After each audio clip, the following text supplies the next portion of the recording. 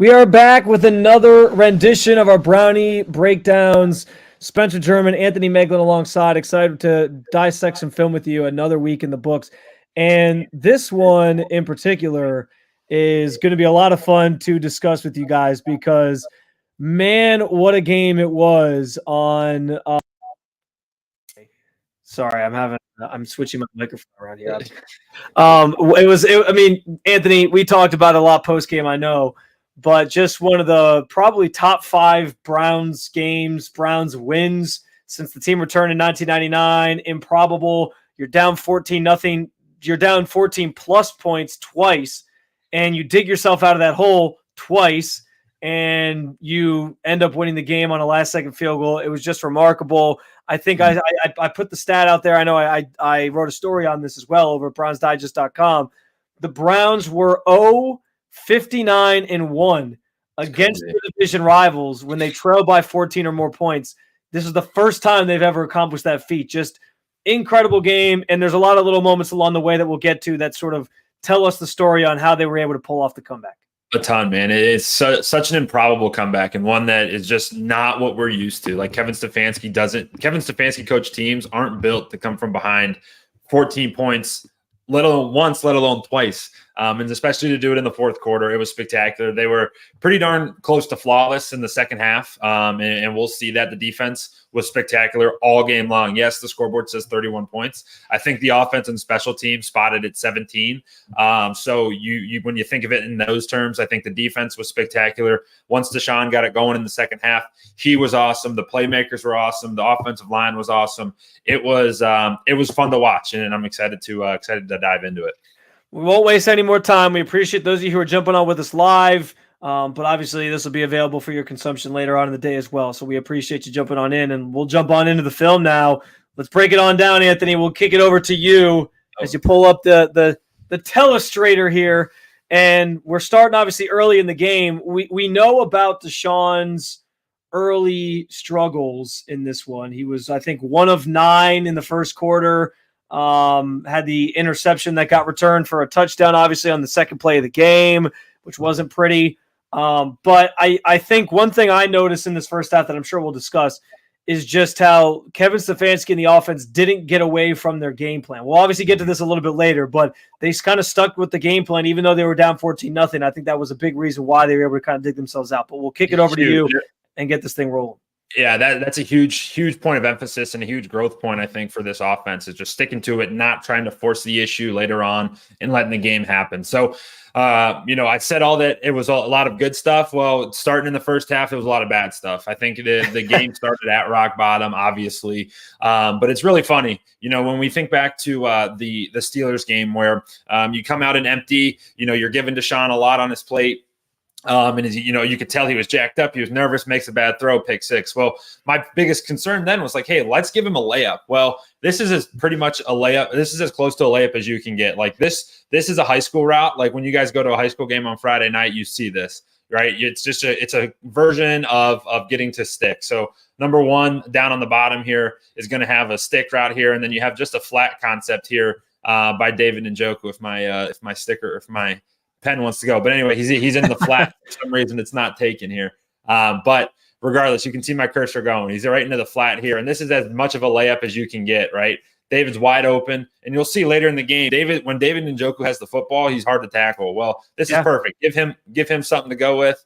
Instead, it gets tipped up in the air, and Kyle Hamilton makes a great play. And Deshaun after the game said it best. He was like, "Hey, come on." Well, he used a little bit more vulgarity than that, but it was he was frustrated by it because he knows it's the second time it's happened to him this season. And I want to talk about that for a second because, yes, on one hand, you're probably thinking, well, what the hell? Is this like a problem with Deshaun? Is he not getting the ball high enough, whatever? And I can understand that thought process. And in this instance, he even admitted after the game, like, he's 6'4", Kyle Hamilton's 6'4". I probably did need to loft it a little bit higher, but he came on sort of a delayed blitz there, and I didn't catch it right away. And so I just kind of tried to get it out quickly. And I think this is where, Anthony, we've talked about this a bunch of times. Like football, there's the X's and O's, and there's certain schematic things that go into winning games. But then the thing that you can't always account for is just when an athletic player makes an athletic play. And that's what this was. That's exactly what this was. Like Njoku's wide open. It's not a bad read by Watson. He felt the pressure. He got rid of the ball quickly. And Kyle Hamilton just made a great play. Sometimes you just got to tip your cap, and that's how the game goes. That's right. And this guy stands at 6'4". He's jumping. So we'll give him 2 feet off the ground with, 6'4" long arms. So, he's 8 feet tall, 9 feet tall right now. That's just a hard thing to do. But one thing I want to, point out is look at this picture right here. Okay. You see this covered up. Look at Amari Cooper right here. Just keep this one in the back of your mind, right? This comes back. The Browns come back to this exact look here a little bit later on. But it's just, hey, bad start, but you're showing like, hey, we can grow from it. And for Deshaun, it's like, dang it. All right. Yeah. Well, we got a whole lot of football left to go to kind of correct it. So, and the other thing with throwing it a little bit higher too, like he was trying to get that ball out quickly because he knew the pressure was coming. And you don't want to like loft it out there because then the defense crunches down on Njoku and the play's blown up anyway. So I don't know that there was really much different Watson could do there. I think it was just an unfortunate play for the Browns and a really athletic, great play for the Ravens. Yeah, a freaky play. But the Browns respond, and one thing they did well to respond all game was they ran the ball very, very well. And what you'll see, kind of a theme that I picked up on, is obviously we have backups at right tackle and left tackle. So they spent a lot of time helping those guys out, whether it be with chips, with tight ends, or with in protection with running backs. But when they ran it, they tried to run it primarily behind these 3 guys right here. Like this group right here. Bitonio to Posick to Teller is one of the best groups in the league. So a lot of the themes of the run game were either, hey, we're going to run behind pulling guards and run it up the middle, or if we try to get it on the edge, we're going to help our tackles out with our tight ends. And you'll see that here. And as we start with a little outside game, right, you're going to get Posick and Teller on a pull with Njoku kind of blocking down. And this is numbers for the Browns. And this is such a good run by Jerome Ford just to, hey, settle things down. Like, all right, pick 6 happened. We're good. Let's start trying to move the football here. I also feel like, Anthony, I know they try to do a lot of the outside zone stuff. I feel like oftentimes I understand zone running is like a huge concept in the NFL today, and I understand why teams are doing it. But I also kind of feel like this iteration of the Browns, even when the tackles are healthy, I've always just felt like they do better when they run just kind of the gap schemes and they just run it up the middle, or they pull guards and they do it. You know what? Am I wrong about that? Like, I just feel like they have more success that way. You're not wrong. And the reason they have success is because they have Bitonio and Teller are elite athletes. Like, they're very, very good athletes. And you see it there. Like, it's not easy to pull around an edge and block linebackers and corners. Like, that's hard to do. But Teller and Bitonio, even Bitonio in his old age, like, he still can get out and go. And that's what makes him really good. And, that's what Nick Chubb's very good at, running those gap scheme stuff. Just because he sees it gives you, like, it takes a lot of the reading away. And Chubb's great at both of them. But, like, for Jerome Ford, it takes a lot of the reads away, right? When you're in those pool systems, like, hey, I know that I'm following Bitonio's butt. Wherever he goes, I'll go opposite and run off of it. So it helps the running backs from that perspective as well, which is very good. So, all right. So you're trying to get some momentum going, like get Deshaun some easy completions. And one of the themes of the first half is after that pick 6, everything in the pass game was vertical. It was a vertical push down the field. And it came back kind of to bite the Browns because it didn't allow Deshaun to get in rhythm here. Well, this one's a bad miss. I'm curious what the miscommunication was, because it feels like to me, if you're looking at the top of your screen, you're going to get Njoku into the flat, and then you're going to get Eli on some kind of a post concept, but it almost looked like Deshaun was expecting him to kind of sit it down and get into a curl window. Because you see it here, the ball lands right on the inside of Eli Moore, whereas Eli's running more of that post. And you think like, hey, quarterback's actually right here. Like if this route continues, you see Patrick Queen dropping into the window, and you see this is a cloudy window. The window is right here. And if Elijah Moore can see that and feel that, that's a completion. That's a big completion on 2nd and 12. This is some good perspective, because I watched this play and I kind of thought Deshaun just got the ball out late. Like, I was like, okay, he thought he didn't throw it in time, because he should have thrown it right as he was cutting, and the window's right there, like you said. Mm-hmm. But you give a different angle where it's like, I think he was supposed to run a different route, and that makes a lot more sense as to why Deshaun threw it behind him where he did. And you don't know. He had time in the pocket too. The pocket's pretty clean. Like, that's a nice pocket. And look, he's ripping it right now. So like the ball's flying right now, and Elijah's getting out of his cut. You don't know how it's coached. Like, I'd love to be in that room. Yeah. But if he was taught to, hey, if you see zone, like you shut this thing down, or if you see man, you can win. And a lot of times that is the case. Like receivers have one or two way goes, so they have that opportunity. So that's one where it's like, hey, these guys just aren't on the same page, and that's one. It's like, hey, we'll learn from it. And if it is the read route, hey, Elijah, you see this, shut it down, okay. Or if it's not, Deshaun, you got to stay on track, stay on that route, whatever it may be. So that's one you'll learn from there. But that's a common one. So, okay, now you missed that on second and long, and now you got third and long. So we're in disadvantaged situations, right? So now you're in third and long. Everyone knows you got to throw it. Well, the Browns love running curl concepts right at the sticks, whether it's 3rd and 6 or 3rd and 12 like it is here, right? You got Njoku running a curl, and you got Elijah Moore running a curl. This one here, it almost feels like Watson just locks on David and is like, hey, I'm throwing it to Njoku no matter what, because he's on it, he stares at it and delivers it. It's actually a pretty accurate football. And there's some hands on David. I mean, yeah, you could get something there. It was borderline. I agree. Yeah, borderline for sure. And I'm cool with not throwing anything. My thing is, hey, come off him. He's covered. Give Elijah a chance to catch, try to make a man miss, a little bit more separation there. Does that have anything to do with, you think, just what Watson's comfortable with? Because we've all been wondering, where's Elijah Moore? He finally scored this week. I'm sure we'll get to that play. Yep. But he's kind of even referenced like, yeah, just getting on the same page with guys and getting sort of in rhythm with guys. And it seems like maybe he just doesn't trust Elijah, or he doesn't necessarily have the chemistry with Elijah that he does with a Cooper and with an Njoku.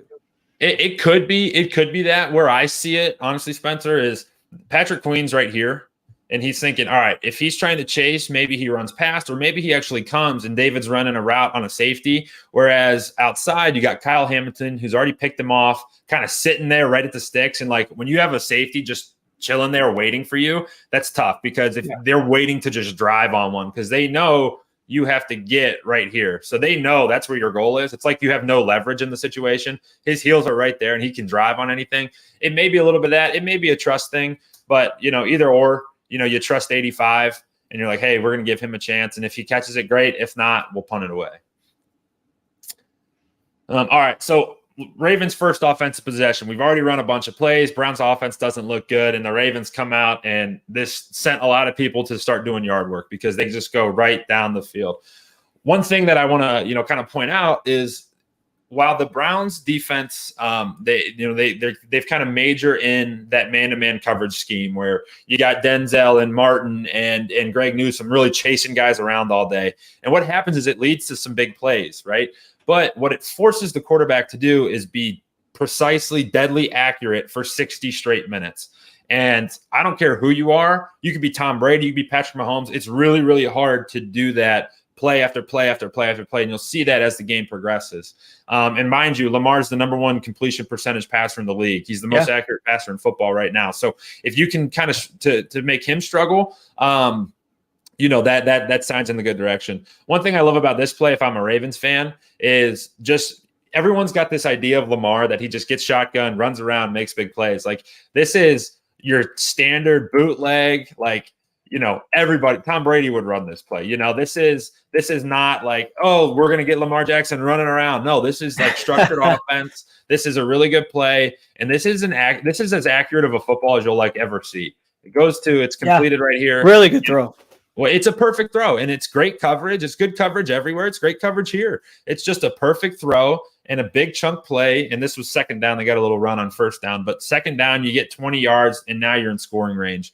This was an awesome play by Lamar, but it's something you come back to later on. All right, Pete Mitchell, a thorn in everyone's side in the NFL. This was where you saw maybe a little bit of I don't know if it's a weakness per se, but something that I think other teams will pick up on. These delayed handoffs and some of the delayed screen game, this was a killer for the Browns in this half. Mm-hmm. But I'm curious to see if other teams pick up on it, because this was it's basically, I mean, it's easy to think about and understand why. The Ravens are basically saying, we know the Browns are an aggressive defense. They have a really aggressive defensive line that likes to get upfield. They like to get after the quarterback. So we're going to use that against them. And you see, look where Myles Garrett is when this ball gets handed off. Look where, I forget who the other pass rusher is there, but they have two guys who are basically in the backfield, and he hands it off, and the hole is huge. It's massive. It's something that the Browns will have to maybe adjust for, but at the same time, you don't want to change your identity completely, but that's something that I wonder about being something other teams can exploit. For sure. And like, then you make such a good point. And this is such an easy block for those Ravens guys. They're like, oh, Miles, your MO is getting after the quarterback. I'm just going to let you rush past and just shield you off and just create this big hole. It's a great block for them. And it's kind of demoralizing, for defensive linemen when they rush that hard and create the space. Also too, with the defense that the Browns play, like you get these routes going, these guys have to respect them and cover them. And then for this one right here, man, you got Grant Delpit, who I think is having a spectacular season. This is one that's just a mistake, right? You're one-on-one with the running back in the hole. If anything, push him back this way. Do not let him get the edge. Don't let this happen. Well, that happens here with a nice little juke move. We lose contain. He beats Emerson to the edge, and he's off to the races. And Keaton Mitchell's also like electrically fast. So yeah, like once he kind of had that angle, you knew it was probably game over. He was one of the fastest running backs coming out of the draft. Like bad angles, but at the same time, like that's a tough matchup because you got him in space now. Speed kills, man. Speed kills. It really does. That's why you draft a player like that for sure. Yep, exactly. So you're down 14-0. Need a drive here. Let's follow Joel Bitonio through the hole. Look at this. Here's your gap scheme, right? We're going to block down. This offensive line is going to block down. We're going to get a block down here. You're going to get a block back, get up to the second level, and then you got Joel coming through and sets it up nicely for Jerome Ford to get in there. Just a nice chunk run. It feels good. When you're able to run the football, that's what they say. If you can run the football, you're in good shape. All right. This one's tough because offensive line's been great. The interior's been great. Well, we miss one here because we get some pressure up the center. So just your standard empty look. This is a very common concept. Some teams call it drive. That's what we used to call it, where it's basically a 3-man route here or 3-man read, right? You're going to get something like this. Number 2 here is going to get something like this. And then number 3 is going to get an in route here. Okay. How you read this, one up here. And then this is your second read. And then this is your third read here. So you just sweep the board. Okay. You sweep it and you're good here. Well, if you watch that, we got Amari Cooper for a massive gain. This is a big one here. I mean, this one, there's your defender. You float this to about right here, and you got potentially a score. If not, you got a huge chunk play. However, for the first time all game, the Ravens have one of the best defensive lines in the NFL, and they save a chunk play here by getting some pressure on Deshaun, forcing him back out, and then what could have been a huge play turns into an incompletion. All right, first completion to Elijah Moore. Needed this one. This is a big one here. And you just love Deshaun stepping in there, staying in, fending off some pressure. And there was a question last night, and we'll get to it kind of as the thing goes. But there are times when Deshaun escapes. But this is really good to see. He gets pressure, but keeps his eyes down the field. Like this is growth. Like last week, he maybe taken off. This week he knows that he loves Elijah on this outcut here down to the bottom of your screen. And he stays in there. Yeah, he could probably run this thing for a big gain, but instead he stays in there, delivers a shot, and even being 1 for 7 at this point. His first completion of the half. Yeah. Yeah. First completion of the half. I think that's well said. Just on like what he's seeing there, and I think that's a sign of. We talk about him getting comfortable, him getting back into the swing of things with football and all these different things since he was 2 years away. That to me is a sign of I'm starting to feel more comfortable, like in the system with this offensive line, even though he had 2 tackles that weren't normally starting. And I think that was an encouraging throw and an encouraging thing to see.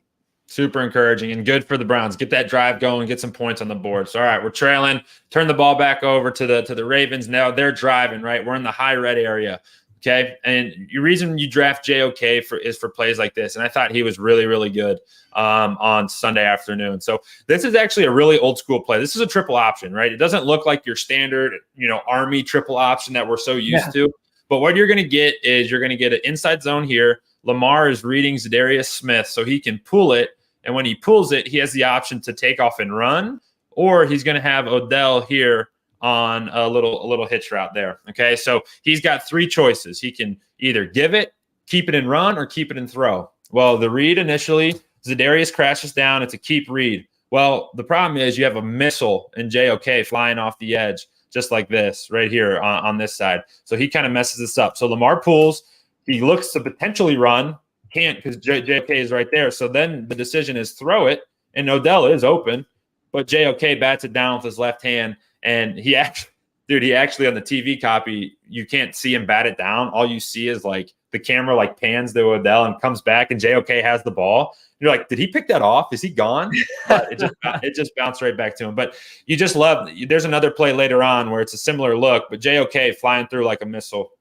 It's a big play. It's a really big play, especially on first down. And I think that's well said. Like that's the reason you draft a guy like that is to spy those quarterbacks, make those types of plays, be an athletic sort of linebacker that can cover. And he played that play specifically very, very well. Very well. And he's you drafted him to stop Lamar Jackson. All right. What did I say earlier? Right. When this defense is built, to play man coverage and to force the quarterback to make perfect throws every single time. All right.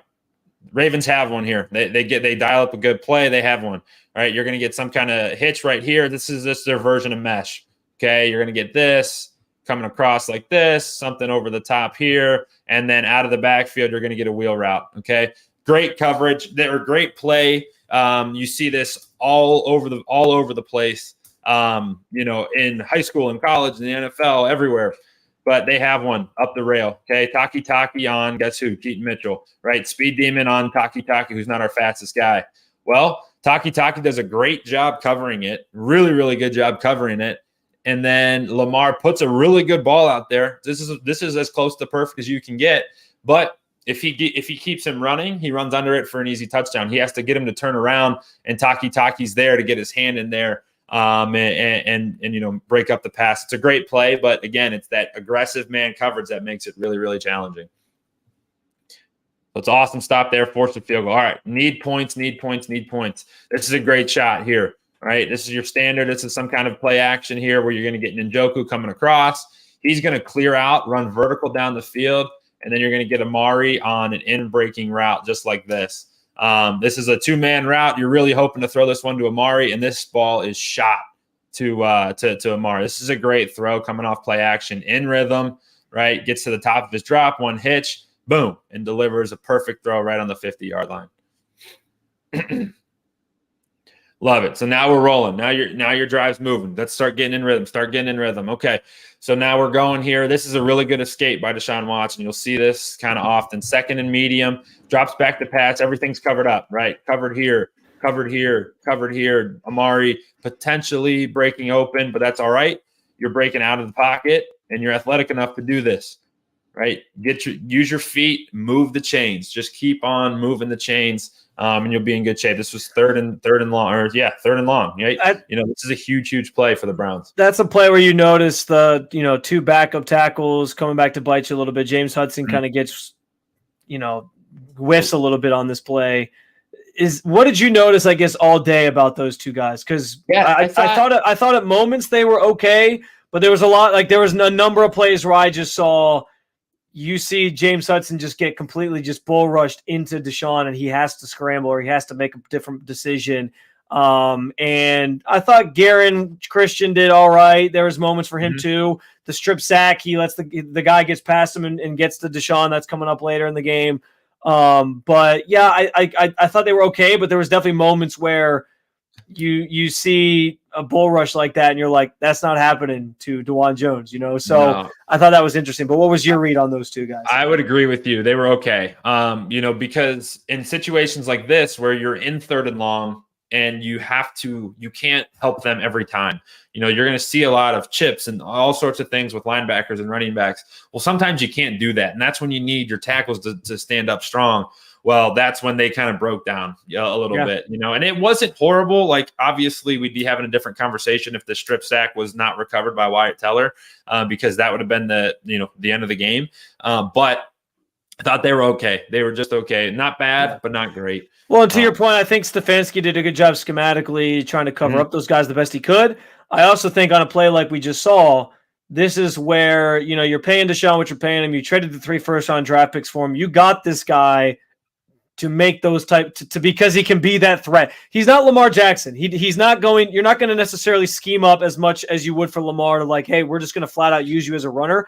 But the fact that he has that in his arsenal makes him dangerous on a play like that. And it's why going into this game, I picked the Ravens to win, admittedly.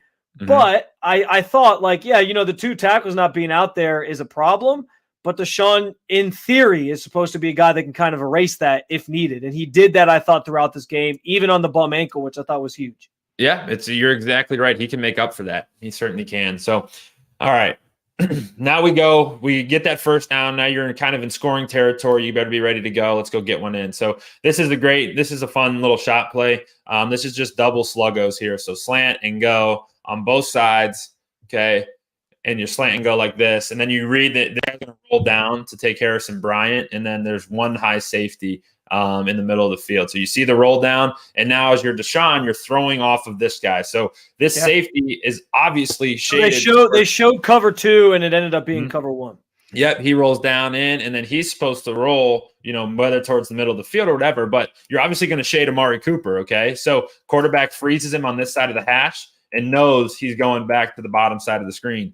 Well, Cedric Tillman just kind of takes off vertically, and you see the ball land. The ball lands about right here. Okay, and there's a clip afterwards where Deshaun's like pointing like this, and some people were like, oh my gosh, he's showing up as receiver. But the route is on those sluggos, instead of going straight up the field like I drew, instead of going straight like this, as he does, you're actually supposed to hit this more of a route like the one up top of your screen where it actually comes back out.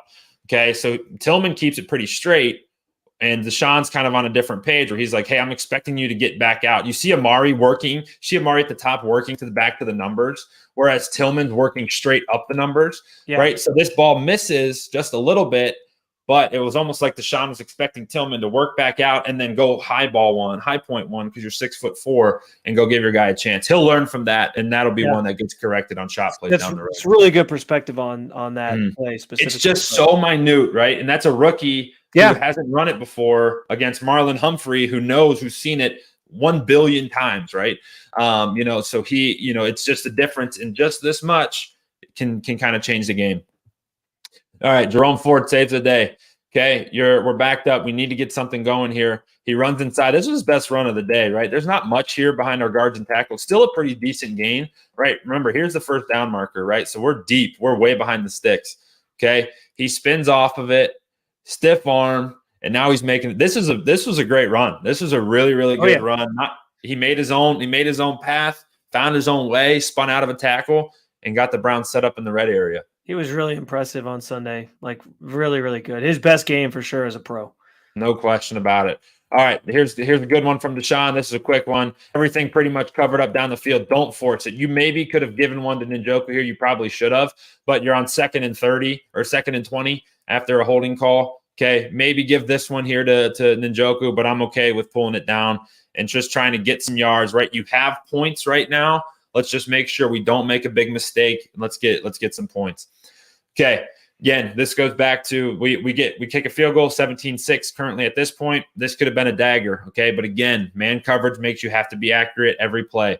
Okay. This safety is going to roll down on Mark Andrews. Your man here, one high. Okay. This is a standard. We call it ship route.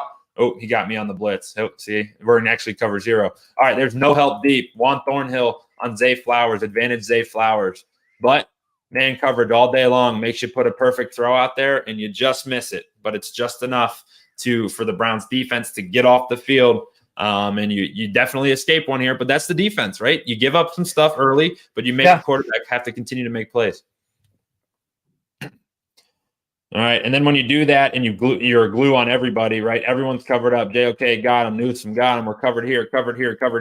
That allows your defensive line to get after Lamar Jackson. And remember what Miles said early in the week. We have to be relentless with our defense. We have to be relentless in coverage. We have to be relentless with our rush because 8's good enough to break that tackle, scurry out, and someone just gets off schedule and they have a big play. But this defense was pretty stout and pretty sturdy.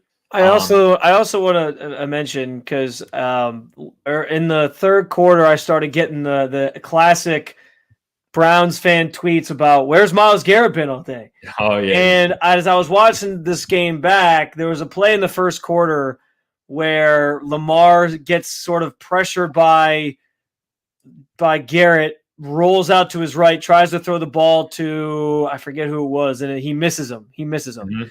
And I want to remind people that, like, even if Myles Garrett's name hasn't been mentioned on the broadcast because he hasn't gotten a sack yet, he's still making plays. That's the type of stuff, that's the type of impact that he's having. Even just his presence is something that the Ravens are accounting for on every single play, whether it's double teaming him or understanding like Lamar knows where he's coming from. So he's maybe thinking about like, okay, he's to my left. I got to make sure if I'm looking right that I get the ball out quickly because he could be coming and bearing down on my back. Or if he's looking to the left, he knows like I got to get rid of the ball quicker because here comes Myles Garrett, or I got to scramble or whatever. So even if his presence isn't seen on the stat sheet, there was a number of moments as I watched this tape back where he was, before he got to like really having an impact on the game from a statistical standpoint, and he had the couple sacks in the second half, he was still making an impact on this game. I just want to remind people that because I know that's like the go-to thing when the Browns are losing and you haven't heard his name called yet. Where's Myles? Yeah, they're certainly accounting for him. That's a great point.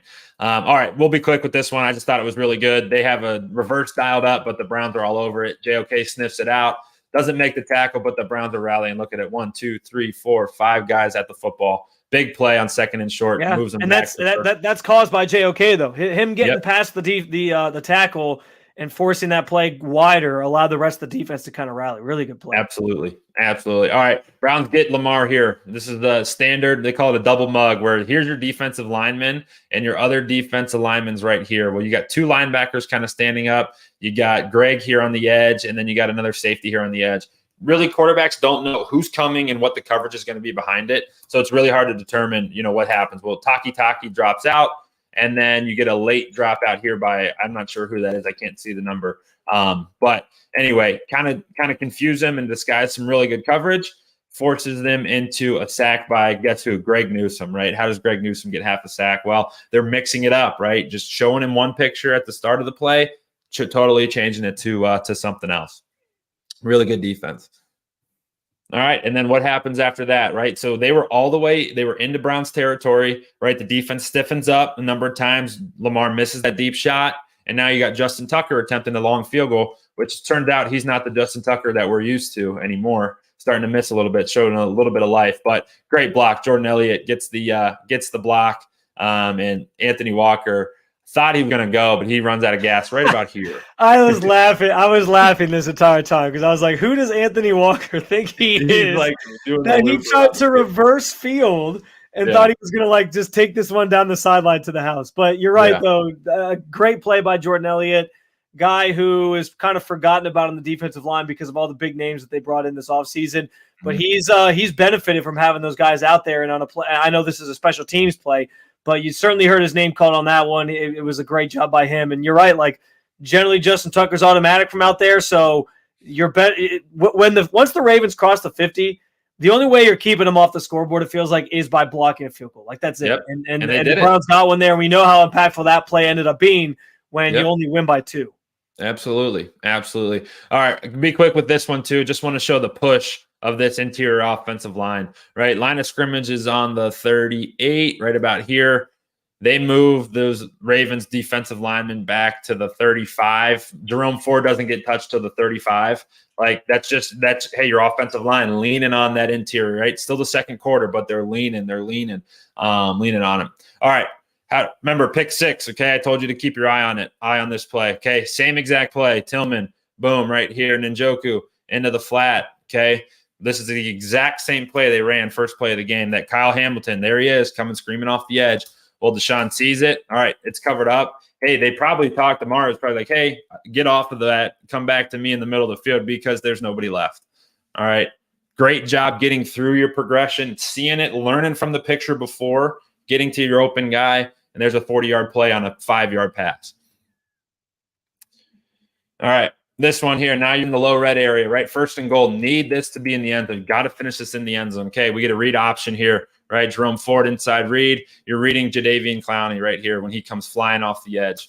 Okay, I thought this was a tough one because he kind of squeezes the space, and Deshaun's trying to like trick him a little bit, maybe trying to do too much. This one is a give, right? This one, hey, when in doubt, you're taught when in doubt, give it.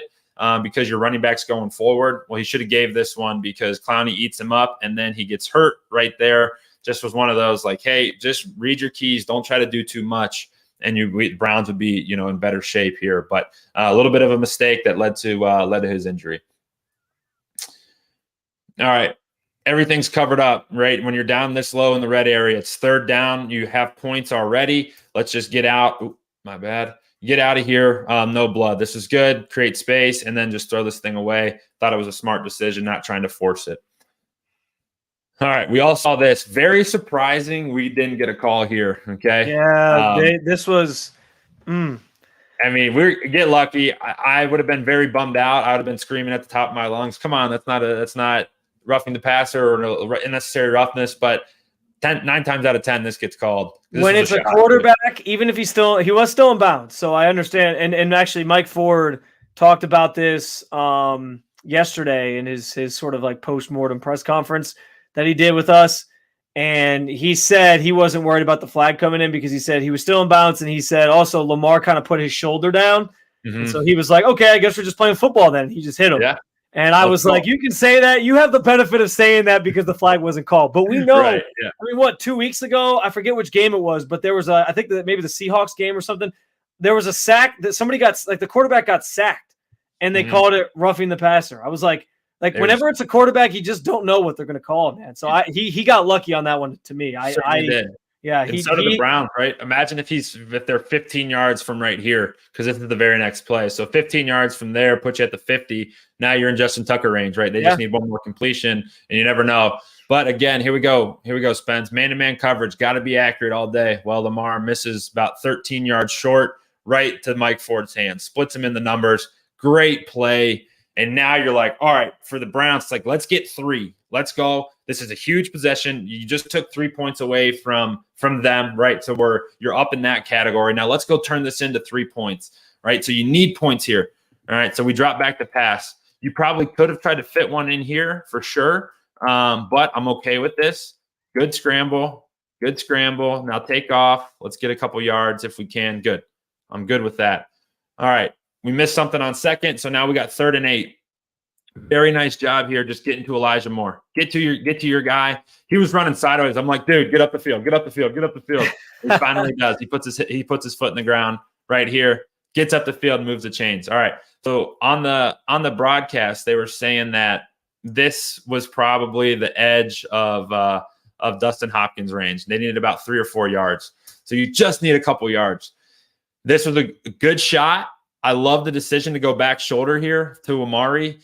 Deshaun misses this by, 2 feet. The ball is going to land about right here. It needs to be just a yard up the field, and this would have been a great play. Amari would have caught that. Been good, but you missed that. And then scramble on 2nd down, right? We just needed 3 yards. Scramble, throw away. Okay. Again, you just need 3 yards. I personally would run it. I would have run it right now. They had a timeout, didn't they, if I remember correctly? Yeah, weird sequence when, like I said, they kind of stuck with their bread and butter for most of the half, even when they were down. They were running the football. They were moving it well. Jerome Ford's having a day. I don't know why you didn't get one run on one of those first 2 downs before you look to maybe throw. Like the 2 straight incompletions thing was weird. This would have been the run here, right? This is a favorable box to run against, but instead they try to go slant at the bottom. Probably could have tried to squeeze one into Amari. You probably should have. But instead we don't do it. We throw it away. And then he walks the team out, the special teams group out for a 60-yarder. They pull him off. Hail Mary. It all goes away. TJ Walker threw it. It was terrible. Yeah. So, all right. First half, horrible, right? There's so many misses. Defense kind of kept them in. All right, now let's watch some good football here. I want to say this too, because Deshaun talked about after the game in the first half, after they were down early, that they really maybe were pressing down. Like it was what you mentioned. They were doing a lot of downfield routes, and they were looking deep, and he was looking deep. And it seemed like at the half, they sort of internalized things and said, listen, we don't need to just take deep shots all game. And I think that's what allowed Deshaun to be a little bit more comfortable. We'll see that kind of reflected, I think, here. But I think that's worth noting because you pointed out a lot of plays were like he was looking deep. He was looking for Amari deep. He wasn't necessarily taking what was kind of there on certain plays. And it maybe came back to bite them. Maybe they were pressing a little bit too much because they knew they had the deficit to overcome. But I think they do a good job in the second half adjusting. Yeah. You'll see a totally different passing attack here in the second half. All right. Well, we got to show it. We talked about it yesterday, or we talked about it Sunday. This was a tough one to watch. We gotta, take our medicine here. How many times Browns fans were so like this was like a go-to when Odell was with the Browns, like the slant catch and go. This was his bread and butter when he was at his peak. There it is. I mean, he still got it, right? He's still fast, still catches it all, and still can dance. Here it comes. Starts dancing a little bit. All right, had to show it. Was a bummer. He wasn't great for us, but hey, is what it is. I like number 2 a lot better. All right, good route here. Good route. Really sneaky, right? This is 3rd and short, okay? So you need a drive. You're down 24-9 at this point, okay? So you're trailing really, really big, okay? So this is 3rd down, right? You see the first down mark. They have to get to the 35. This is a sweet little route by Amari. A little whip route here. It's just really sneaky, right inside, shuts it down. Perfect throw to give him a runner's ball. Catch it, get up the field. Marlon Humphrey's like, I had it. I knew it was coming. Just didn't trust my eyes, but great route by Coop here. All right, Deshaun drops back. Okay, is he scrambling too much? Is he not seeing it well? No, you maybe could throw one out there. It's a long throw with him driving, dead here, and potentially dead on the outside. Had some pressure. I'm good with this. Just don't slide a yard short. I mean, come on. This was one that was tough. It was like, it was a great decision. Just dive forward, move the sticks, but we slide a yard short. And this, again, was on 2nd down, okay? So now go to 3rd and 1. You need it. Now you need to move the sticks. Love this. Harrison Bryant. And keep in mind this formation. It comes back a little bit later. They have a little – Kevin's been doing a good job of having wrinkles off of their QB sneak stuff. So Harry gets under center and just pushes forward, moves the chains, no problem. All right.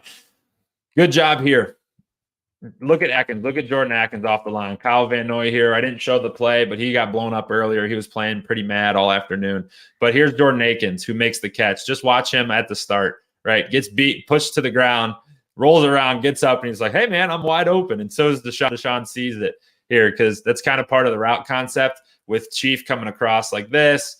Akins sets a pick. He's supposed to, kind of button hook right over the ball, and then you're going to get some kind of vertical on the outside. Well, everything's covered up. Deshaun sees it, gives him a good ball. He catches it, stumbles around. One thing here is what fans may notice. You see Kareem Hunt. Kareem, yeah. Yep. One thing you're talking about. Did he just not get there on his reads? Yeah, correct. Yeah. Right. When you're shooting across the field, right? You're starting here, You're going to Njoku, you're going to Akins, you're going here and then here. Okay. So what you're taught as a quarterback, never pass one up, right? You have a completion, take it always, always, always. Okay. Yes, this would have gone maybe a long way for sure. But you see your completion, you take it every single time. All right, throwing off the blitz. Okay, Kyle Hamilton, again, we keep saying his name, kind of been a thorn in his side. He's coming off the top. He's going to blitz. A lot of times when the blitz comes, if you throw into the blitz, there's an open void, which means that Harrison Bryant's your hot route, okay? So there he goes. He sees the blitz coming off the edge. Bryant recognizes it, gets his head around. That ball's out. I just think it's a good job, right? You only get a couple yards, but a very good job of not taking a sack and knowing, hey, the blitz is coming. What's my hot route? Getting right to your hot route as quick as possible. But again, Spence, think about it. Like every completion we've shown to this point, the longest travel in the air has been 8 yards to Jordan Akins over the middle. Yeah. Just a totally different scheme. And right now you're in 3rd and 11. Okay, watch this. To this point on 3rd and 1. And I'll say this too, something I noticed watching it back, like Baltimore played a lot of cover 2 and they mixed in cover 1. So they were sort of rotating between some man and the cover 2 looks. And sometimes they did cover 1, but they had guys in sort of a zone look underneath too. Yep. And I think like I thought maybe watching it in real time, like maybe I was like, did they change something in the way they were covering? But it was more about what the Browns changed than what the Ravens changed. Because and why would you? If you're the Ravens, you're looking like, hey, Watson was 1 of 9 in the first half. Like we got this thing locked up. Like he thinks he's going to make these deep throws and he's not. Mm-hmm. And so I think like they sort of broke down the defense a little bit more by taking the underneath stuff and saying like, okay, we're just going to take what you're giving us. And then maybe later that'll open some things up down the field. Absolutely. Absolutely. And here you go. We're 3rd and 11 here. Okay. Here's the first down marker, right? There's where first down is. What do the Browns normally do? They run some kind of a hook concept to the sticks. Yeah. Well, this time Njoku helps with some protection. Okay. They run their deep routes. Everything's covered up. Deshaun dumps it right down to David. David catches it behind the line of scrimmage and gets the first down. Like 85 when he has the football in his hands is as good as it gets. It's as good as it gets. He is a hell of a player, man. He's so good. Here you go again, David Njoku. Very next play. Right, this is the game. This is the play we opened the game with. Very similar. Get the ball to David in the flat, because this is what can happen when you get him the football. Boom, he catches it for 2 yards, gets 10.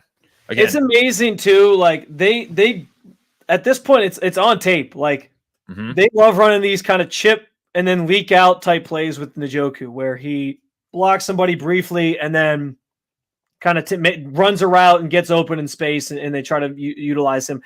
I don't know how teams haven't found a way to cover that, because they know it's coming. But I also think it's a testament to Njoku he took seriously. You know, there was the whole I went out of Cleveland demanding the trade thing. And then he really bought into everything here, and he has stayed, obviously, and he got paid for it. And it's him buying into the fact that he could be a blocker that has allowed him to, I think, be good at those types of plays and be a weapon, because teams might just see him blocking and think like, okay, he's just blocking on this play because he's gotten so good at it that they have to kind of they kind of lag off. And then he does that, or does like those two plays like we saw where he leaks out and makes a play.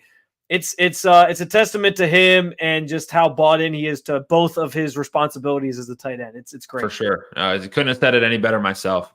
And now when you're in the red area, like you'd love to see for David to start becoming more of a factor in the vertical passing game. But for now, he's doing a really, really great job with what he's doing. And his game complements himself so well.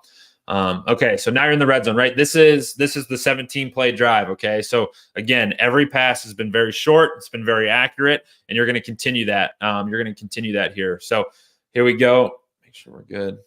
All right, Coop here. Wait, there we go. Okay, so Coop here on this one does a really great read, sees Queen coming right across his screen here, and was like, hey, that's a problem. So, he stops it down, and him and Deshaun on the same page. They stop the route.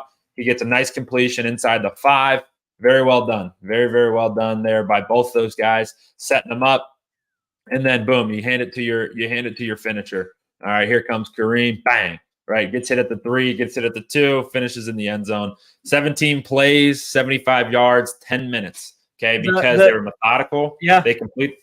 No mistakes, completed the pass, completed the balls, converted on 3rd down, and did what they needed to do to score. Okay. What I loved about that drive, we talked about kind of staying within themselves, and even though they were down big, like not overthinking it and not like panicking.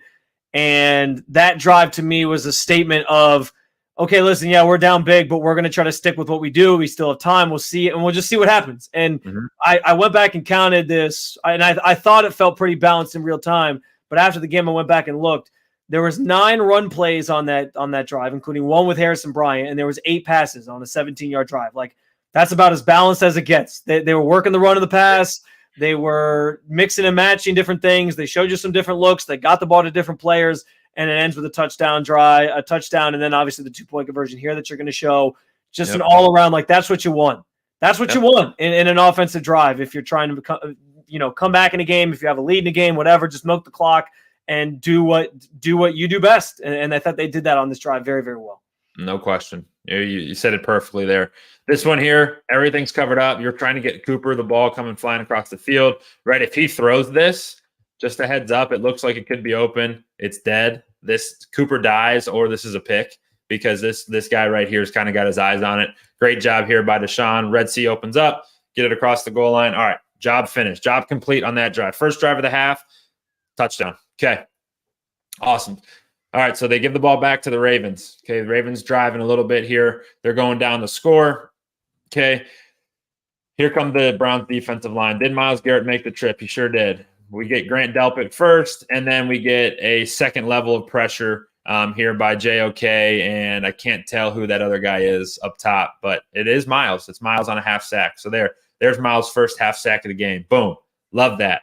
Get the Ravens going backward. It's 2nd and 8-ish. Here's the yard marker. 2nd down, and there's first down, 8-ish. Now you're in 3rd and really deep, and Spence outside of field goal range. Awesome play by the defense here, trying to buckle down. All right, Myles doing his thing. Myles is up top right here. Here's Myles Garrett. Again, here's that look I showed where they double mug inside. Don't really know. You're not really sure as a quarterback who's dropping out and who's coming.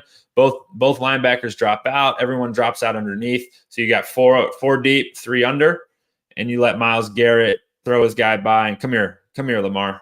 Big sack. Big sack. All right. Now the Browns are rolling, right? Let's start stacking it, right? Momentum's on our side. You were there. You could probably get a little bit nervous, right? You're up 24-17. Browns are coming. End of the third quarter, right? Fourth quarter. Here we go. I mean, you're watching this game in real time, and you're kind of getting to the edge of your seat after this because you're like, dude, they were out of this game. They had no reason to even be in it and have a shot here. And then right here, you get the stop. You get the stop, and it's like, okay, like now we're talking about a game. This felt like the backbreaker. Like this felt like the one that was going to do them in. You're giving the Ravens a short field. There's no way they don't score. And to be fair to the defense, like we'll see this play out here. They stopped them a couple times. They forced a field goal, and then some penalties obviously came back to bite them. And they give the Ravens a couple different opportunities here to go and score. But like this felt like the one that was going to be the dagger for sure. Dude, the muff punt was your typical like Browns do it again to themselves. Like just they were in it. And after James Prochet, he was praised by Bubba Ventrone during the week, and then he goes and muffs a punt. It was like, oh man, seriously. It was tough. But to the defense's credit, right? They respond. Quick change, right? Come back on the field. You just did it. You worked hard. Now you got to do it again. So they do it. Okay. So I skipped downs 1 and 2. So you're in third down. Here's the line of scrimmage. Here's the first down, right? They have to get to the 1. Okay. Defense is holding tight. Look, good pressure by Obo. They get around. Guys are coming here. Nobody's open. Guys are locked on. But the flag's already flying in the air because we get a sack or an incompletion. But they call Greg Newsome right at the bottom on OBJ right here. They call a defensive holding right there.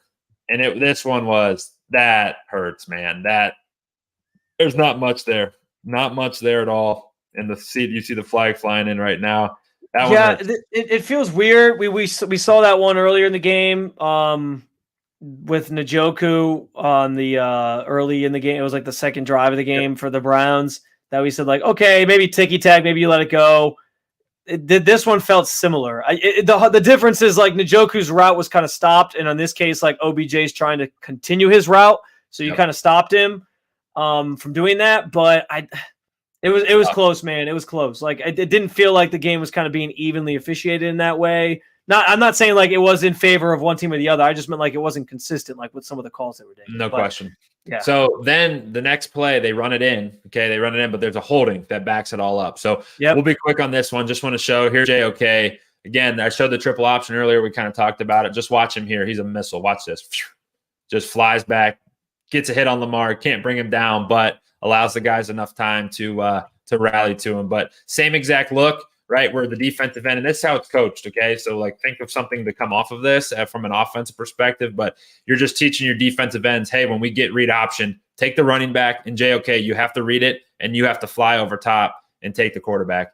Did a really good job, and Myles and the rest of the team, coming in to clean it up.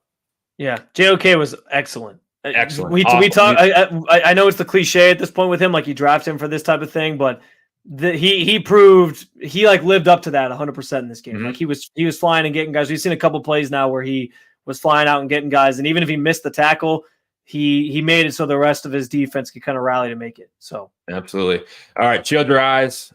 This one's a tough one because Lamar throws a pick. My guess is he saw this because this one's an actual hold, right? Whereas Newsome's was ticky tacky. Lamar's breaking the pocket here. Watch JOK. When this guy pulls out, like he grabs him, darn near tackles him.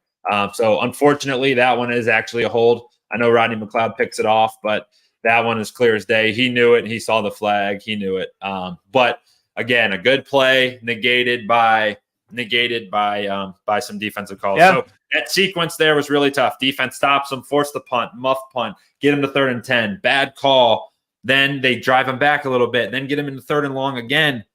Get a defensive holding, first down, Gus Edwards finishes in the end zone. So now you're trailing 31-17, 10 minutes to go in the game. Not a good spot for the Browns, not historically a good spot for anybody, but especially Kevin Stefanski coach team. So What do you need? You need a drive here. You need one. You got to go 75 yards. And last time it took us 10 minutes. Can't take you 10 minutes this time. So you got to go. So how are we going to get it started? Let's go 4-2 here. Amari Cooper, great route. I'm not really sure why they're giving him so much cushion, but he shuts it down. He's on time with Deshaun Watson, who's getting some pressure. This looks like they're in cover 3 here. Like this looks like they're almost going into like a prevent mode where they're like, yeah, we're going to drop more guys back and just not let them beat us deep. And clearly Deshaun picked up on it and was like, well, we're just going to take again what the defense has given us. Yeah, more of a quarters look, Spence, but great point. So see, both the safeties are out, and even the corners here looks like they have like cover 2 posture where they could fly up and take the flat if they needed to. But that's why I said cover 3, because it looks like, and I guess it's just a kind of a picking up on what the routes were, because you got that far corner. He's just kind of taking the guy who's with him because he knows there's nobody else back there. But I thought these 3 closer to the bottom side of the screen, like it looked like they were just going to kind of keep dropping. Sure. So yeah, but you're right. It definitely looks like it was probably more of a quarters. Yeah, which is basically that's basically what prevent defense is. Like it's just guys dropping to quarters, and you're just like, all right, we're just not going to let them beat us deep.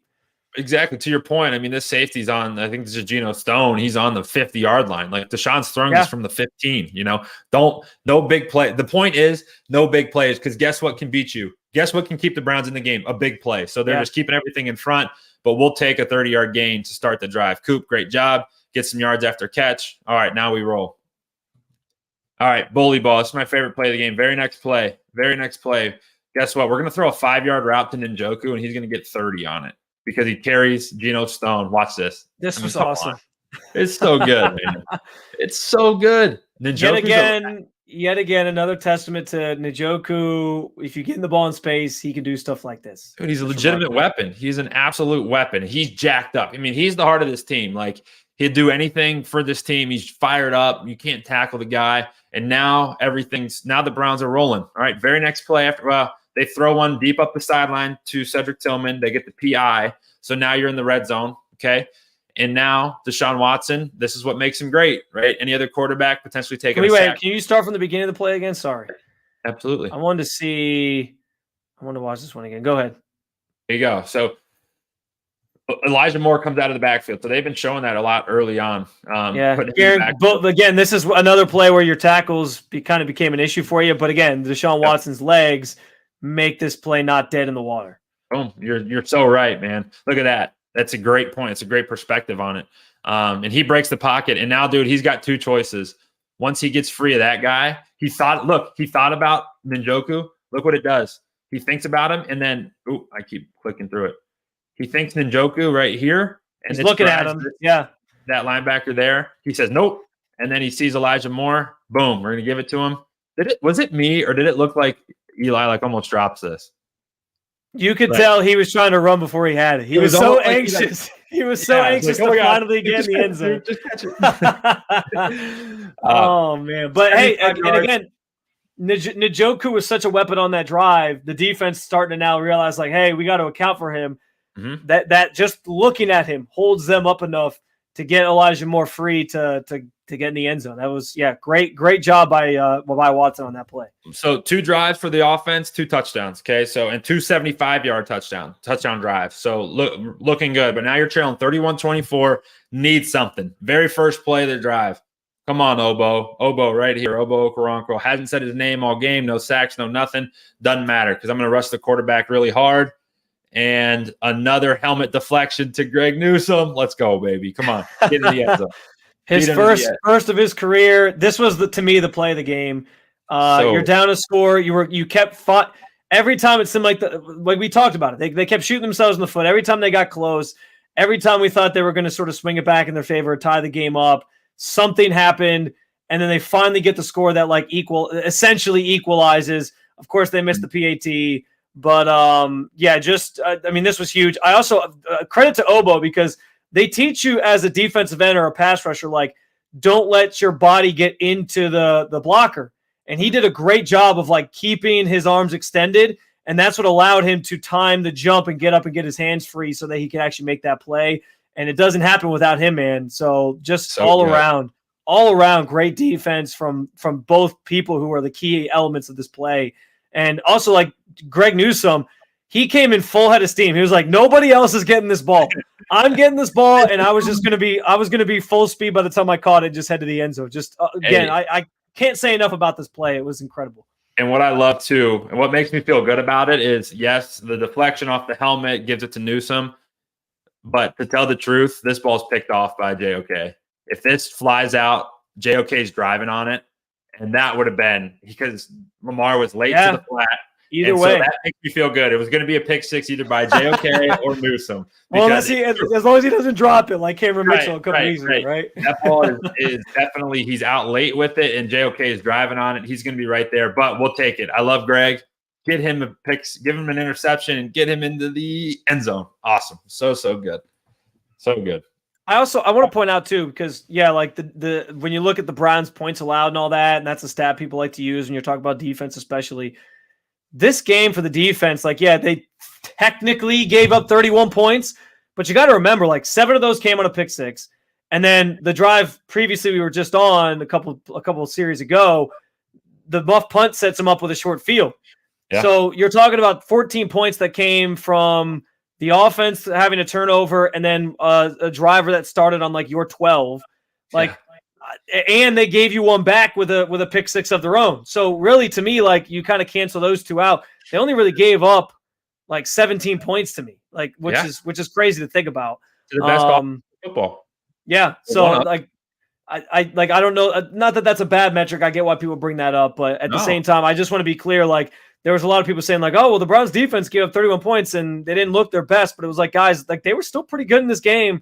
If you really think about some of the context around where the Ravens points came from, like the first half was a little rough, but they only gave up technically, like if you take away the short field one touchdown that was like an actual drive in the second half. And it was the first drive of the second half. No question. You couldn't be more right in that. And, they've been playing good all game, right? Every clip you see, you got guys rounding the football. They're sound. They're sound in their defense against a great quarterback.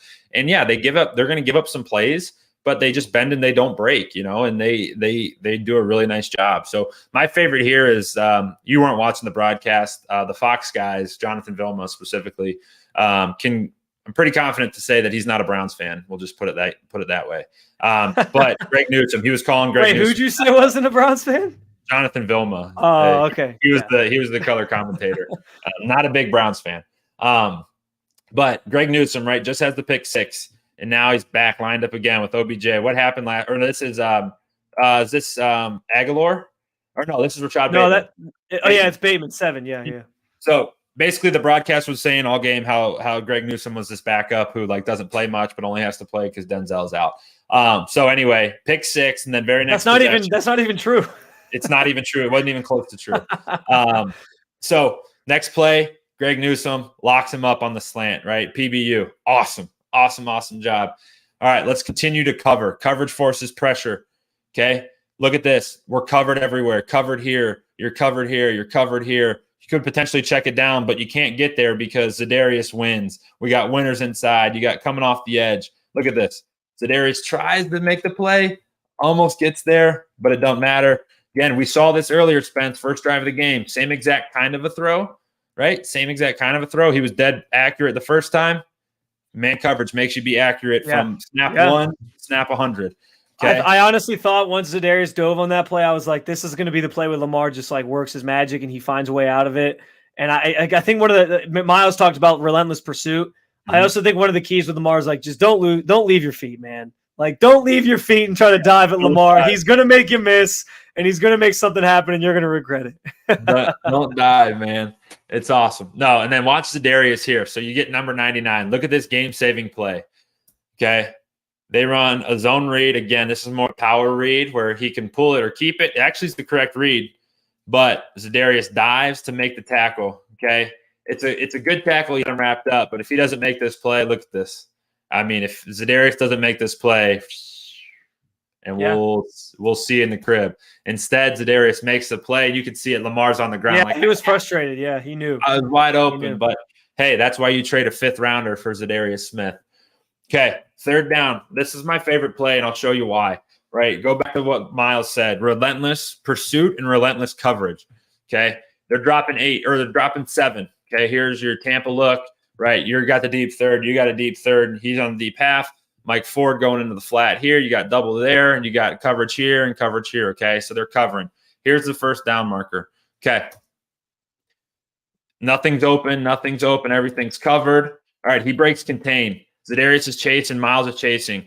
Look at this is right. I want to look at right here. Relentless coverage, okay? How quickly could Mike Ford have just seen this and just shot up, leaving a void here for Zay Flowers, okay? But he doesn't. He waits, and then he attacks. Like, that was when I watched this, I was like, holy cow, this is a well-coached team, and this is guys that understand the assignments and understand the situation, right? If they don't get here, they can't do anything. So don't be scared of Lamar breaking the pocket. Trust your guys up front, do your responsibility, and now attack. Attack when you need it. Well, and it ends up being a D lineman who cleans it up too. So just his ability to go leave and chase him down and be part of the play is also. And that lineman was Myles Garrett. Thankfully to that guy. I thought it was Myles. I couldn't tell from the high angle. Thankfully to that guy on Twitter. Thankfully Myles made the trip. All right, here we go. Last drive of the game. Okay. False start on the first play. You're like, goodness gracious. Can we just like break the huddle? So false start in the first play, but let's give it to 85 to get it all back. How about that? Not get the penalty yards back. Let's just get the first down, right? We throw it to him in the flat. Good luck tackling this guy. I mean, he's insane. He's just every time he gets the ball, he's a problem. Okay. So don't get it on second down. Okay. So now you're third and short. Let's just move the sticks. Well, this was the exact formation. Harrison Barnes breaks it. Oh, he fakes it. Everyone comes up. Guess who comes up in this? Patrick Queen. Okay. He comes to the middle. Guess who's responsible for Jerome Ford? It's Patrick Queen. So that just little fake snap gets him out of position and give the ball to Jerome Ford to move the sticks. Perfect. Awesome. You get 3.5, you get 2.5 yards on 3rd and 2. It's a great design, great job, great execution. And now we go. Okay. Everyone's hearts skipped a beat. This was the most egregious play by Christian the whole day. Yep. Not great. And that's when you need it, right? You don't pay Trent Williams because he blocks well in the first quarter and the second quarter. You pay him because when you're driving to go win the game, nobody gets from the backside. Nobody does. Okay. And they get a free runner. And this is tough, man. This is a hard deal, right? You get around the edge, strip sack. Thank God for Wyatt Teller. So I retweeted it this morning, but Orlovsky did just a whole video on this. And Wyatt Teller, the attention to detail is crazy because watch, he passes. This is why he makes the play. Okay. Because his guy goes inside, he passes it to Ethan Posick. Okay. He goes looking for work, which is what you're supposed to do, right? When your guy goes inside, you turn your head and you look for work. We've seen this a million times where he puts his head right in this dude's ribs and just decleats him. Well, if he stays locked on the guy on the center, he doesn't see this ball. Well, he turns, peels. Okay, he's in the right spot. The ball pops out, and there he is. Because why? He's coached really, really well, and he's in his position. I always like to say this too. This is going to be like, people are going to be like, this is a film study video podcast, and you're talking about luck. But sometimes, dude, like good teams, they get luck, and like where that ball bounced and where it ends up at the feet of Teller also was about luck. You know, like it could that ball could have squirted out farther to the right, and he would have had no shot. And you're talking about a Ravens defender recovering it. But yeah, it's a lucky bounce, and it worked out for you. How many times have we seen an offensive lineman or even a defensive lineman jump on the ball and be in the right spot, and their hands aren't good enough where the ball just pops out, and you're like, how did you recover that? Well, I don't have the best hands. I block people for a living, you know? But it's like, hey, when you're in the right spot and you're prepared really well and you do the right things, you get more lucky. That's what people tend to tell me. So it's like the ball bounced there perfectly. But, okay, you get the ball back. Crisis averted. Take a deep breath. But now you're in 2nd and 19. Watch this throw, man. The Browns love doing these curl routes right at the sticks. So he's going to come up on a curl. You're going to get a curl, and you're going to get a curl. It's pretty standard. They love doing it. But this throw, man, show from the back is freaking perfect. Yeah, I mean, this is the one where you're like, uh-oh, number 4's got it going. He's confident as hell. Look at this from the backside. I mean, that's tight. The coverage is so tight. It's a perfect. He threw it right as he was breaking, put it right in the right spot. You're kidding me? Money. Someone said on Sunday night, they're like, it's Rocky Sin who's in the coverage. They're like, yeah, Cooper's wearing Rocky Sin as a cape because it's his perfect coverage. And this takes a perfect throw. And even at a perfect throw, this takes a great catch. Like all good things. And you get 18 yards on 2nd and 19. And now you're in business. So now to get the first down, right? What did we do earlier, right? We needed at the end of the half. We didn't run it. We threw it. Well, this time, let's think it through. Let's follow our interior of our 3 horses. And let's give Jerome Ford the football, insert Njoku, and let's get 8 yards on 3rd and 1 or 6 yards on 3rd and 1. Awesome. Okay. Why do you assign Deshaun Watson? This play right here. Nothing's open, right? Hey, we're done. Up on the top of your screen, we're done letting Njoku get catches. We're going to send 2 guys to him. Nothing's covered. Everything's covered. Tillman, you have to throw through Kyle Van Noy. It isn't going to work. So Deshaun takes matters into his own hands. Pump fakes, breaks a tackle, 16 yards. Boom, right at the edge of field goal range with plenty of time still left on the clock, about a minute 20 left or something. I thought that if the Newsome play was, we want to call that like the play of the game, I thought this was up there because this felt like, okay, Deshaun's feeling himself. He's making the right plays. You were waiting for like this type of performance from him, this gutsy effort. He has the bum ankle. And he's just making plays for you on a final game-winning drive. Like it was remarkable. Like this was what you're right. This is what you signed up for, right? This was it. This was exactly it. This perfect second half, okay, and a play where your team needs it, and you get your team into field goal range. And then we talked about this on Sunday. Now I will say this. I'm going to go hand up. Cleveland Caravan has grown on me. I did say I didn't like it initially. Let's go. It has grown on me. Go. Okay? Especially compared to what some of the other options are out there. Cleveland Caravan's pretty darn good. And I don't hate it. I don't hate it. But what I do love is just, I've watched this play 3 million times. Like he makes, first of all, he gets his first contact at the, boom, what is that? The 38, 39.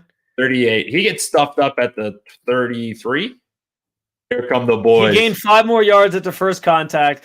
He said he talked to the media yesterday too. He said he was waiting for a whistle, and they just kept feeling this push from behind. It was crazy. My favorite, Spence, is James Hudson. Watch him here. He's right here. Just keep your eye on 66 as he goes through. He's in the back. Here he goes. My favorite is Elijah Moore. Watch James Hudson right here. Look at this. Come on. Boom. Let's go. My favorite was Elijah Moore in the back. Watch Elijah Moore here. Just churning his legs. Look at this play. He's just like, I'm not as big as these guys, but hey, I'm just gonna do high knees. I'm just pushing the pile the best I can. It was so good. It was so funny. Dude, we're laughing about it, but like, think about Elijah Moore, man. Been struggling this year. Not for his fault. He's open all day long. He's had 3 different quarterbacks. None of them can really get him the football. But in the most important part of the season, he catches a touchdown, and then he's doing everything he can to move this ball forward. You just love that. You love that. I'm getting the chills thinking about sitting here talking about it. Like, you love that. And then D-Hop for the win. 3-Hop is what they're calling him. Gets a guy. That was scary. I was like, oh, God. The guy jumped over the center. I'm like, oh, no, I've seen this before, but it don't matter. I just saw it last week. Right down the pipe, man. And he knew it. So awesome finish. Hey, 3 second half drives, 3 second half points.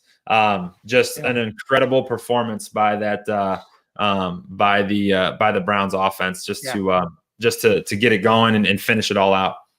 I know it went a little long this week, guys, but I think it was worth it because this game was incredible and there were so many moments. I think like the thing now for the Browns defense, we know what the defense is. The question now, I think, moving forward is, can this offense replicate what they did specifically in the second half and what Deshaun did in the second half and carry that going forward? Like this game could very much be a momentum setter for this franchise, for this team, and it could start a big run here that leads you into the playoffs and maybe helps you go on like a run. But the first half, the Jekyll and Hyde first half versus second half of Deshaun that we've seen the last couple of weeks, I think that's probably the biggest concern you have left at this point, and you need to see him do it consistently. But I think you saw a completely different Deshaun in the second half of this game, and probably the Cardinals game too. But I thought he was even better in this game than he was in the Cardinals game. And I think that's got to be the most promising thing about this outcome if you're talking about him specifically. Spence, my favorite part about it is just the juxtaposition of the first half and the second half.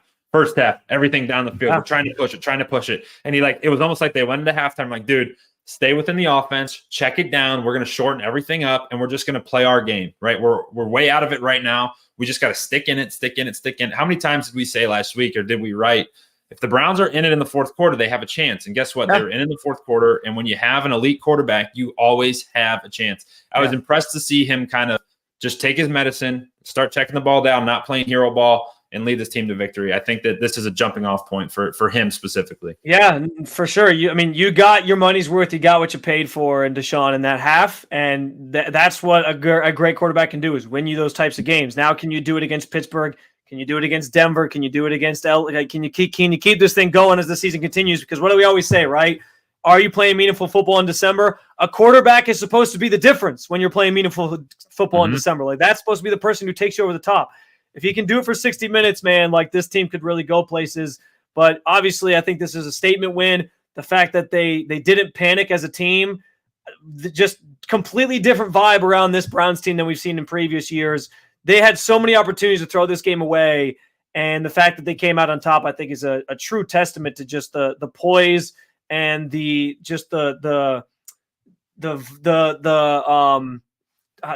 to find the right word for it, but it's just the culture that they have, where it's like, yeah, we're down, but we're going to keep fighting. Other Browns teams, like, they quit, or they would just be down and out. This team, they just keep going, they keep fighting. It's remarkable, and yeah, I think this could be the turning point for this team moving forward. So we'll see how it all shakes out. As we woke up this morning after the whatever we watched last night, the debacle in Buffalo, the Browns have an 80% chance to make the playoffs. So meaningful football, you just got to carry it on. And now, because of this comeback and because of this win, you have a really, really good chance to win the AFC North. Just take care of your business, and you'll be in good shape here coming down the road. They're right in the thick of it. Big one against the Steelers next week. We can't wait to break down that one with you as well. But this was a lot of fun to do yet again. You can continue to follow along with more of our film study sessions or plenty of other content over at the Browns Digest YouTube page. But again, we'll be back next week with another film study session with hopefully talking about a win against Pittsburgh. For Anthony Moeglin, I'm Spencer German.